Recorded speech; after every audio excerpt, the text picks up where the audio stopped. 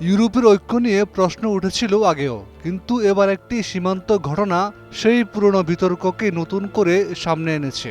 গত ৩০ জুলাই মরক্কো থেকে হাজার হাজার অভিবাসী সমুদ্র পেরিয়ে স্পেনের সেউতায় পৌঁছানোর ছবি ও ভিডিও সামাজিক যোগাযোগ মাধ্যমে ছড়িয়ে পড়ে। এর মাত্র কয়েক ঘন্টা ব্যবধানেই ইউরোপের বিভিন্ন দেশের নেতারা স্পেনকে আক্রমণ শুরু করেন। যুক্ত হন যুক্তরাষ্ট্রের ট্রাম্প প্রশাসন ও ইসরায়েলও।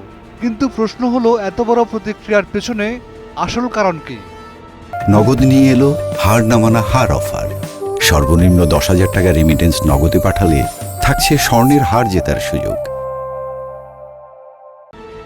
অভিযোগ উঠেছে, সামাজিক যোগাযোগ মাধ্যমে ছড়িয়ে পড়া একটি ভুয়া খবরের কারণে বিপুল সংখ্যক মানুষ সেউতার দিকে ছুটে যান।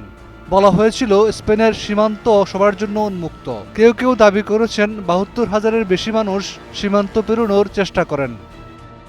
এমন ঘটনার পর ইউরোপীয় নেতাদের মধ্যে শুরু হয় দোষারোপের পালা। স্পেনের প্রধানমন্ত্রী পেদ্রো সানচেজকে কঠোর সমালোচনা করা হয়। অভিযোগ উঠে, তার সরকারের অভিবাসন নীতিই নাকি এমন পরিস্থিতির জন্য দায়ী। কিন্তু এখানে তৈরি হয় বড় প্রশ্ন, মরক্কোর ভূমিকা নিয়ে কেন তেমন আলোচনা হলো না? অভিবাসীরা যখন সেউতার দিকে এগিয়ে যাচ্ছিলেন, তখন মরক্কোর সীমান্ত রক্ষীদের ভূমিকা নিয়েও প্রশ্ন উঠেছে। বিশেষ করে ঘটনাটি ঘটেছিল মরক্কোর থ্রোন ডেকে ঘিরে।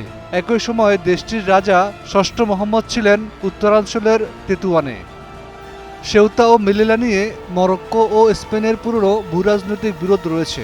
তাই অনেক বিশ্লেষকের চোখে ঘটনাটি শুধু অভিবাসন সংকট নয়, এর পেছনে বড় ধরনের রাজনৈতিক ও কৌশলগত হিসাবও থাকতে পারে।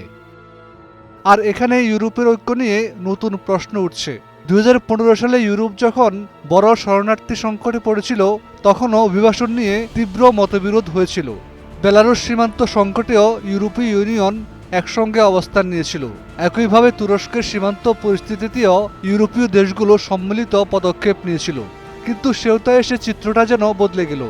এক দেশ আরেক দেশকে দায়ী করতে শুরু করলো। কেউ সীমান্ত বন্ধের দাবি তুলল, কেউ আবার সেনজেন ব্যবস্থায় স্পেনের অবস্থান নিয়েও প্রশ্ন তুললেন। রাজনৈতিক ফায়দা নিতে কট্টর অভিবাসন বিরোধী নেতারাও মাঠে নামলেন।